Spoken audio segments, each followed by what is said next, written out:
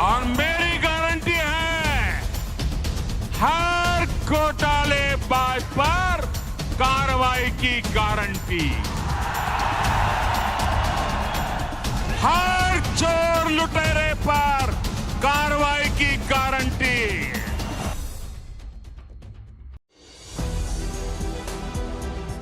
नमस्कार, आप देख रहे हैं 4 PM और मैं हूं आपके साथ निधि तिवारी। स्मृति ईरानी ने सोचा भी नहीं था कि वो सुधीर चौधरी को जेल की याद दिलाएंगी तो उनके साथ ऐसा हो जाएगा। स्मृति ईरानी ने सुधीर चौधरी को कैसे लाइव प्रोग्राम में बेइज्जत किया ये तो मैं आपको दिखा ही चुकी हूँ, लेकिन इसके बाद कैसे स्मृति ईरानी की शामत आ गई इस खबर में आगे वो बताती हूँ। कहा तो ये तक जा रहा है कि कथित तौर पर ये मामला अब मोदी जी की अदालत में पहुंच चुका है। तो क्या हुआ है इस मामले में आपको आगे बताऊंगी, लेकिन सबसे पहले आपको ये बता दूं कि स्मृति ईरानी के मंत्रालय का इतना बड़ा घोटाला सामने आ गया है कि सभी के होश उड़ गए हैं। तो क्या घोटाला हुआ है, इस पर स्मृति ईरानी का क्या रिएक्शन है, सब कुछ आपको एक एक करके बताऊंगी। सबसे पहले ये जान लीजिए कि स्मृति ईरानी के पास 2 मंत्रालय हैं, एक महिला बाल विकास मंत्रालय और दूसरा अल्पसंख्यक मंत्रालय। और ये जो दूसरा मंत्रालय है उसी के अंदर इतना बड़ा घोटाला हुआ है। तो पूरी खबर क्या है आपको विस्तार से बताती हूँ। खबर देखिए, आज तक की खबर है, लिखा है अल्पसंख्यक मंत्रालय की स्कॉलरशिप स्कीम में घोटाला आया सामने, मंत्री स्मृति ईरानी ने सीबीआई को सौंपी जांच। आगे देखिए पूरी खबर है, भारत के सबसे बड़े अल्पसंख्यक छात्रवृत्ति घोटाले का खुलासा हुआ है। कई राज्यों में बनाए गए फर्जी लाभार्थी, फर्जी संस्थान और फर्जी नामों से बैंक खाते सामने आए हैं। मामला कथित तौर पर अल्पसंख्यक संस्थानों, राज्य प्रशासन और बैंकों में संस्थागत भ्रष्टाचार का है।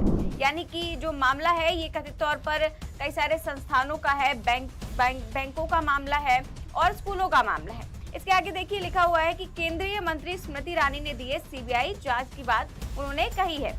आगे लिखा है कि इंडिया टुडे को मिली जानकारी के मुताबिक मदरसों सहित 1572 अल्पसंख्यक संस्थानों की जांच में से 830 फर्जी नॉन ऑपरेशनल पाए गए हैं, जिनमें 144 करोड़ रुपए का घोटाला हुआ है। यानी कि 1572 जो है वो अल्पसंख्यक संस्थानों की जांच की गई, जिनमें से 830 जो है वो फर्जी पाए गए हैं, जो चल ही नहीं रहे थे, अभी तक ऑपरेटिव ही नहीं थे, ऑपरेशनल नहीं थे, लेकिन उनका जो है उनसे पैसा वसूल किया जा रहा था, उस पे इतना ज्यादा बड़ा घोटाला हुआ है, 144 करोड़ रुपए का घोटाला हुआ है। आगे देखिए लिखा हुआ है कि अल्पसंख्यक मंत्रालय ने 10 जुलाई को सीबीआई में अपनी शिकायत दर्ज कराई थी। 34 राज्यों के 100 जिलों में मंत्रालय ने आंतरिक जांच कराई है। 21 राज्यों के 1572 संस्थानों में 830 संस्थान फर्जी पाए गए हैं और लगभग 53% फर्जी अभ्यर्थी मिले हैं।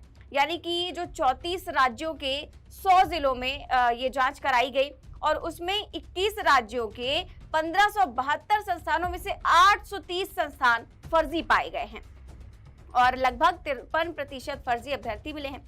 अब इसके आगे लिखा है कि पिछले सिर्फ 5 साल में मात्र 830 संस्थान में ही 144.83 करोड़ रुपए का घोटाला हुआ है। हालांकि बाकी संस्थानों की भी जांच जारी है। अब तक जांचे गए मामलों में फर्जी लाभार्थियों द्वारा छात्रवृत्ति के वास्तविक लाभार्थियों को बड़े पैमाने पर नुकसान पहुंचाने और खजाने को 144 करोड़ रुपए के नुकसान की जांच के लिए मामला सीबीआई को सौंप दिया गया है। तो ये घोटाला हुआ है स्मृति ईरानी जी के मंत्रालय में, अल्पसंख्यक मंत्रालय में 144 करोड़ का घोटाला है।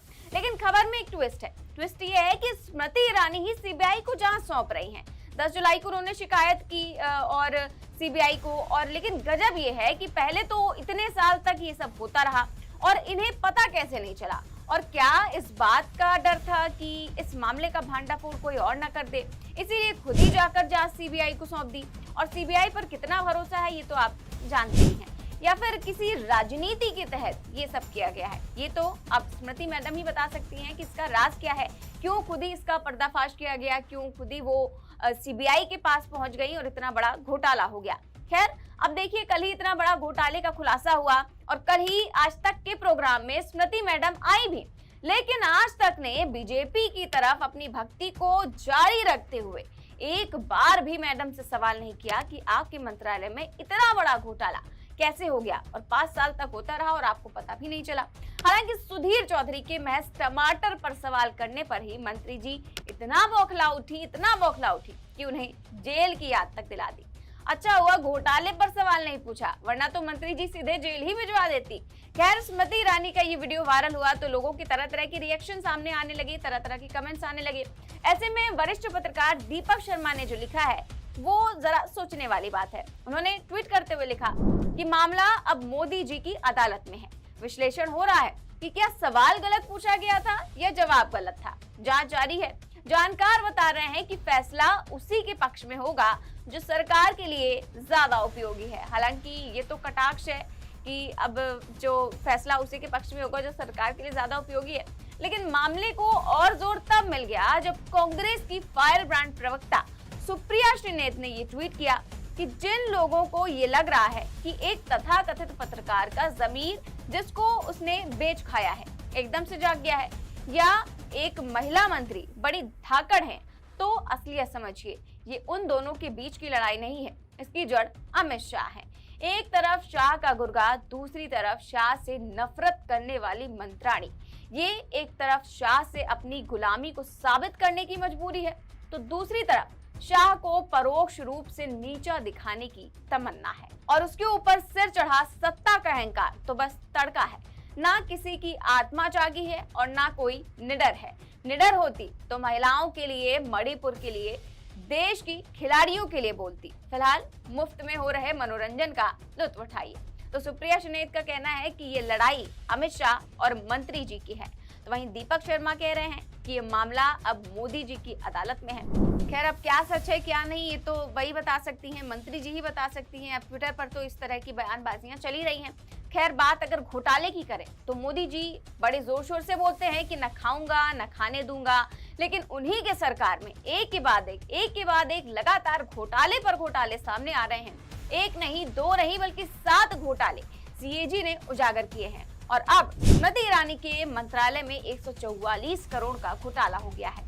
अभी फिलहाल स्मृति ईरानी की बात करें तो उनके दिन ही वैसे ही ठीक नहीं चल रहे हैं। पहले राहुल गांधी की सदस्यता बहाल हो गई, फिर राहुल गांधी और स्मृति ईरानी का आमना सामना संसद में हो गया, फ्लाइंग किस की बात उठ गई। अब उसके बाद खबरें जो है आ रही हैं कि अमेठी से राहुल गांधी चुनाव लड़ सकते हैं, और उसके बाद ही तमाम पोल कराए गए, उसमें स्मृति ईरानी जी हार गई। इसके बाद अगर बात करें सवालों की, तो एक सवाल जैसे कि स्मृति ईरानी से एक इंस्टाग्राम यूजर ने पूछ लिया था कि क्या आपने अपने सहेली के पति से शादी की है। इस तरह की कई सारी बातें तब से होने लगी हैं। क्या होगा, क्या ये घोटाले का पर्दाफाश होगा, उन्होंने खुद पर्दाफाश कैसे किया है और सीबीआई के पास जांच गई है, तो क्या कुछ होगा ये तो वक्त ही बताएगा। फिलहाल इस खबर में बस इतना ही। देश और दुनिया की तमाम बड़ी खबरें जानने के लिए देखते रहिए 4 PM न्यूज नेटवर्क। नमस्कार।